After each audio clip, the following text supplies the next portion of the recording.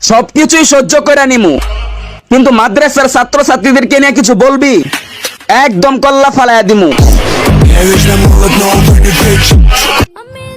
ভালোবেসেছিলাম কওমি মাদ্রাসার এক মেয়েকে।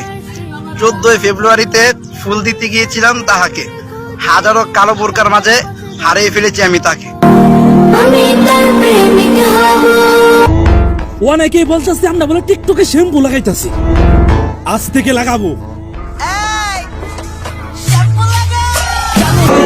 তোরা তো মাত্র শুরু করছস, আমরা তো এখনো শুরুই করিনি, কারণ আমরা শুরু করি না, আমরা শেষ করি।